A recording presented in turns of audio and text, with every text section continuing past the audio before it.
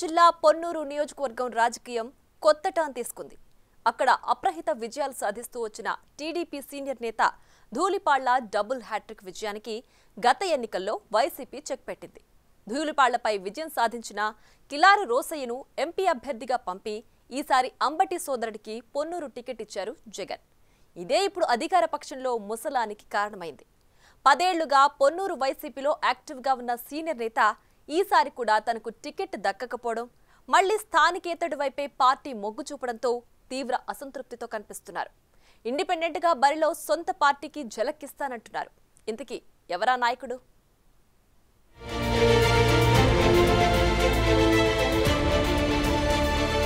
గుంటూరు జిల్లా పొన్నూరు నియోజకవర్గం రాజకీయాల్లో కీలక పరిణామాలు చోటు చేసుకుంటున్నాయి. పొన్నూరు పేరు చెప్తే ముందుగా గుర్తొచ్చేది సంగం డైరీ, ధూళిపాళ్ల కుటుంబమే. టీడీపీ ఆవిర్భావం నుంచి ధూళిపాళ్ల నరేంద్ర తండ్రి, సంగం డైరీ వ్యవస్థాపకుడు ధూళిపాళ్ల వీరయ్య చౌదరి పొన్నూరు ఎమ్మెల్యేగా 2 సార్లు వరుస విజయాలు సాధించారు. 1989 ఎన్నికల్లో పరాజయం పాలైన ఆయన రోడ్డు ప్రమాదంలో మరణించడంతో తండ్రి రాజకీయ వారసత్వాన్ని కొనసాగించిన నరేంద్ర 1994 నుంచి వరుసగా 5 సార్లు ఎమ్మెల్యేగా గెలిచి పొన్నూరును తన కంచుకోటగా మలుచుకున్నారు. అలాంటి ధూళిపాళ్ల నరేంద్రకు గత ఎన్నికల్లో వైసీపీ చెక్ పెట్టింది. కాపు సామాజిక వర్గం లెక్కలతో వైసీపీ బరిలోకి దించిన సీనియర్ నేత ఉమ్మారెడ్డి వెంకటేశ్వర్లు అల్లుడు కిలారి రోషయ్య అనూహ్య విజయం సాధించారు. అయితే ఈసారి రోషయ్యను గుంటూరు ఎంపీ అభ్యర్థిగా ప్రకటించారు జగన్. పొన్నూరు టికెట్ రాజకీయాలకు పూర్తిగా కొత్త అయిన Bajrang urban infra private limited CEO Ambati మురళీకృష్ణకి కట్టబెట్టారు. టీడీపీ నుంచి మరోసారి ధూళిపాళ్ల నరేంద్ర పోటీకి సిద్ధమయ్యారు. అన్ని వర్గాలను కలుపుకుని పోతూ ప్రచారాన్ని ముమ్మరం చేస్తున్నారు. జగన్ గద్దె దిగటం ఖాయమని ధీమాగా చెప్తున్నారు. చివరికి అధికారం కోల్పోతున్నాం కాబట్టి అయిన కాడికి దోచుకోవాలనే దృక్పథంతో రాష్ట్ర వ్యాప్తంగా వైకాపా నాయకులు పలు మార్గాల్లో దౌర్జన్యానికి పాల్పడుతూ ఉన్నారని స్పష్టమవుతా ఉంది. మేము ఎన్నికల కమిషన్ని డిమాండ్ చేసేది ఏంటంటే సంబంధిత వ్యక్తులు ఎవరైతే ఉన్నారో వాళ్ళ మీద చర్యలు తీసుకోవాలని మేము డిమాండ్ చేస్తూ ఉన్నాం. అదేవిధంగా ఇవాళ ముఖ్యంగా ఈ జగన్మోహన్ రెడ్డి గారు ముఖ్యమంత్రి అయిన దగ్గర నుండి ఇప్పుడే చాలామందితో మేము మాట్లాడితే ఇచ్చిన పెన్షన్లు తీసేశారు, ప్రభుత్వ పథకాలు ఆపేశారు, కరెంటు బిల్లు దాటితే పథకాలు రావు అనే ఎండలు మండిపోతూ ఉన్నాయి. ఇంట్లో కనీసం ఒక ఫ్యాన్ వేసుకుందామని 4 ఫ్యాన్లు వేసుకుందామన్నా కూడా భయపడే పరిస్థితులు వస్తూ ఉన్నాయి. ఎందుకంటే 300 యూనిట్లు దాటితే పథకాలు ఆగిపోతాయి.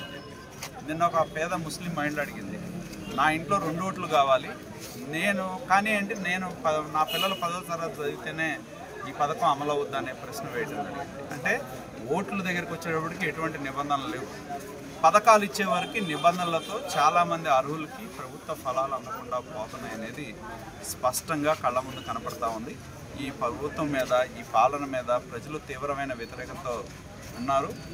ఖచ్చితంగా ఈ రాష్ట్రంలో తెలుగుదేశం, ఎందుకంటే కొన్ని సర్వేలు ప్రవేశపెడుతున్నారు, సర్వేలు ఉన్నాయని చెప్పి ప్రజలను గందరగోళానికి గురి చేసి ఏదో వైకాపా అధికారంలోకి వస్తుందనే ఒక దుష్ప్రచారానికి పాల్పడతా ఉన్నారు.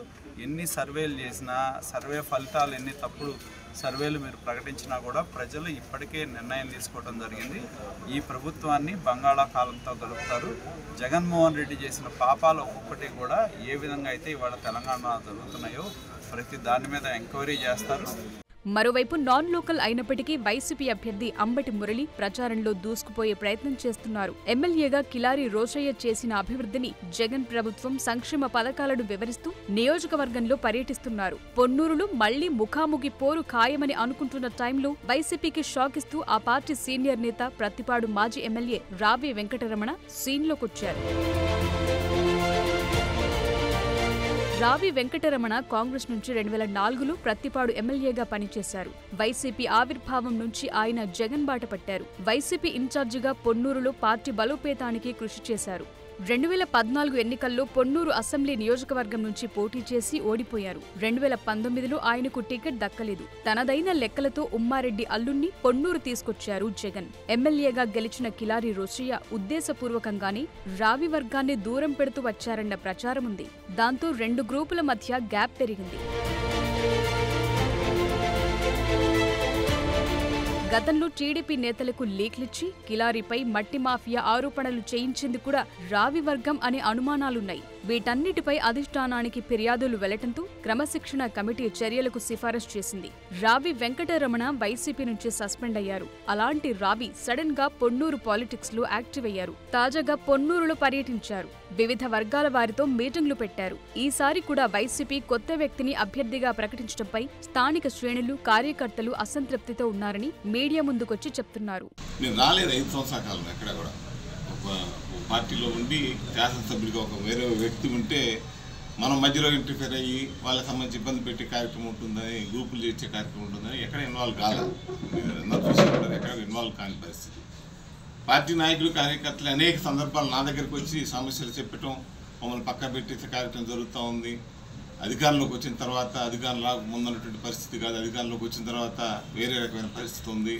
మనం ఆశించింది వేరు. వైఎస్ఆర్ కాంగ్రెస్ పార్టీ వస్తే జగన్మోహన్ రెడ్డి గారు ముఖ్యమంత్రి అయితే ఈ ప్రాంతానికి శాసనసభ్యుడిగా వైఎస్ఆర్ కాంగ్రెస్ పార్టీ మనం వస్తే కనుక అనేక సమస్యలు పరిష్కారం అవుతాయి, మా జీవితాలు బాగవుతాయి అని అనుకున్నాం. కానీ మమ్మల్ని ఇబ్బంది పెట్టే కార్యక్రమం జరుగుతుంది ఈరోజు అని చెప్పినప్పుడు కూడా వెళ్ళండి, శాసనసభ్యుల దగ్గరికి వెళ్ళండి, అదేవిధంగా పార్టీ నాయకుల దగ్గరికి వెళ్ళండి మనం చెప్పడం జరిగింది. కానీ ఈరోజు అనేక సందర్భాల్లో పార్టీ పై నాయకత్వాన్ని కూడా చెప్పుకున్నారు. వీళ్ళందరూ కూడా ఎక్కడ కూడా ఆ సమస్య పరిష్కరించే కార్యక్రమం చేయలేదు. వారి మధ్య ఉన్న గ్యాప్ను తగ్గించే కార్యక్రమం చేయలేదు. పెద్ద ఎత్తున అవినీతి జరుగుతుందని చెప్తున్నప్పుడు కూడా వాటిని కూడా పరిష్కరించే కార్యక్రమం చేయలేదు. అలాంటి పరిస్థితుల్లో ఈరోజు మళ్ళా పార్టీ క్యాడర్, పార్టీ నాయకులు, కార్యకర్తలు ఈరోజు 2019 ఏదైతే మనతో పాటు కలిసి తిరిగారో వారంతా 5 సంవత్సరాల కాలం నా దగ్గరకు వస్తూ ఉన్నారు. మేము మా ఇంటి దగ్గరికి కానీ నా దగ్గర కానీ అనేక సందర్భాలు వచ్చారు. మళ్ళీ ఇప్పుడు కూడా 4-5 రోజుల నుంచి పూర్తిగా మళ్ళా శాసనసభ్యుడిగా కొత్త అభ్యర్థిత్వాన్ని పరిశీలించడం జరిగింది. మురళి అనే వ్యక్తిని, ఆయన ఎవరు నాకు తెలియదు పర్టికులర్గా, అతని గురించి మనం ప్రత్యేకించి చెప్పే పని లేదు. కానీ పార్టీ క్యాడరు, పార్టీ నాయకత్వం, కార్యకర్తలు, గ్రామాలకు సంబంధించి, పట్టణాలకు సంబంధించి మనతో కలిసినటువంటి వ్యక్తులు వీళ్ళంతా పెద్ద ఇబ్బంది పడతా ఉన్నాం. పార్టీ మమ్మల్ని పట్టించుకునే పరిస్థితి ఎక్కడా కొనపట్టలేదు. మన తెలుగుదేశం పార్టీ మీద ఫైట్ చేసినటువంటి విధానం వేరు, ఈరోజు జరుగుతున్నటువంటి విధానం వేరు. మనమంతా ఏదో ఒక నిర్ణయం తీసుకొని రేపు ఎలక్షన్ సంబంధించి 2024 ఎలక్షన్స్ జరిగే ఎలక్షన్లో అందరూ కలిసి నిర్ణయం తీసుకొని సాగుదాం. ఆ నిర్ణయం మంచి నిర్ణయం ఉండాలని అడుగుతున్న సందర్భంలో ఇక్కడ మన Sultan floor leader, municipal floor leader వాళ్ళ ఇంట్లో కూర్చొని మాట్లాడదామని చెప్పి ఈరోజు ఇక్కడ రావడం. ఇండిపెండెంట్ గా పోటీ చేయాలంటున్న తన అనుచరుల ఒత్తిడితోనే రావి వెంకటరమణ తిరిగి పొలిటికల్ స్క్రీన్ పై యాక్టివ్ అయ్యారట. వైసీపీ అభ్యర్థి అంబటి మురళి పొన్నూరుకు పూర్తిగా కొత్త ముఖం అవ్వటం, నియోజకవర్గ వైసీపీ శ్రేణులతో రావికి మంచి సంబంధాలు ఉండటం ఆయనకు కలిసొచ్చే అంశాలంటున్నారు. వైసీపీ అభ్యర్థి కంటే రావిపైనే లోకల్ గా పాజిటివ్ ఉందని, ఆయన ధూళిపాళ్లకు ప్రధాన అభ్యర్థి అవుతారని ఆయన వర్గీయులంటున్నారు. ఒకవేళ గెలవకపోయినా రాజకీయంగా తమను ఇబ్బంది పెట్టిన కిలారి రోశయ్యను గుంటూరు ఎంపీగా ఓడించడానికైనా రావి బరిలోకి దిగుతారన్న టాక్ వినిపిస్తోంది. పొన్నూరుతో పాటు పత్తిపాడు, గుంటూరు పశ్చిమ నియోజకవర్గాల్లో రావి వెంకటరమణకు బంధుగణంతో పాటు అంతూ ఇంతో ఫాలోయింగ్ ఉంది. ఆ రెక్కలతోనే గుంటూరు లోక్సభ సెగ్మెంట్లో తానేంటో రోశయ్యకు చూపించాలని ఆయన పొన్నూరు నుంచి ఇండిపెండెంట్ గా పోటీకి దిగినట్లు సన్నిహితులు చెప్తున్నారు. నిజంగా అదే జరిగితే ఇటు పొన్నూరులో అటు గుంటూరు లోక్సభ సెగ్మెంట్ వ్యాప్తంగా వైసీపీకి కష్టాలు తప్పవంటున్నారు విశ్లేషకులు.